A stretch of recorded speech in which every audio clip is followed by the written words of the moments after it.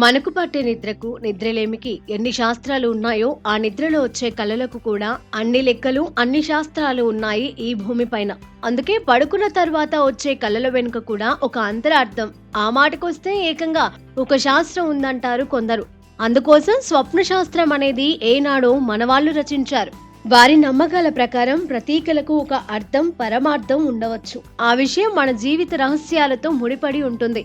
జరగబోయే ఇలాంటి ఘటనలు కొన్ని ముందుగానే కలలో చూస్తాము అని అంటారు దేని గురించి చెప్పేవారు. ఒక కళ నిద్రను భంగం చేసి ఆలోచించేలా చేస్తుంది. ఇలా మన జీవితంలో ఏదో ఒక శుభం లేదా అశుభం జరగబోతోందనే భావన కలిగించే కళలను కొన్నిసార్లు మనం చూస్తాం.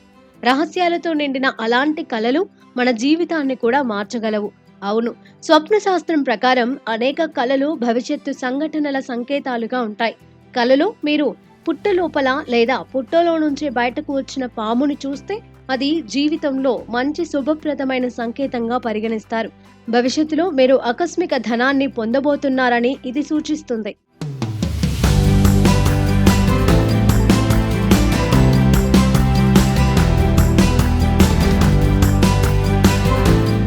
మీరు కలలో చెట్టుపైకి ఎక్కినట్లు కనిపిస్తే మీరు ఎక్కడి నుంచైనా ఆకస్మికంగా డబ్బు పొందబోతున్నారనే సంకేతం. అకస్మాత్తుగా డబ్బు సంపాదించడం ద్వారా మీరు ధనవంతులు కావచ్చు.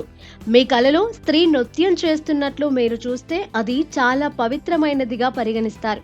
ఇది భవిష్యత్తులో డబ్బు ఆకస్మిక రాకను సూచిస్తుంది. మీకు కలలో బంగారం కనిపిస్తే ఆదిలక్ష్మి మాత ఇంటికి వచ్చిందనడానికి సంకేతం. దీంతో త్వరలో డబ్బు, బంగారం పొందవచ్చు.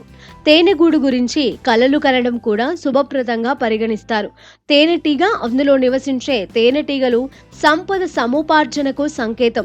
మీరు దాని నుంచి ఆకస్మిక డబ్బు పొందవచ్చు. కలలో అమ్మవారి దర్శనం, లక్ష్మీమాత దర్శనం, దేవాలయ దర్శనం అనేవి సంపదతో పాటు విజయాన్ని పొందబోతున్నారని చూపిస్తుంది.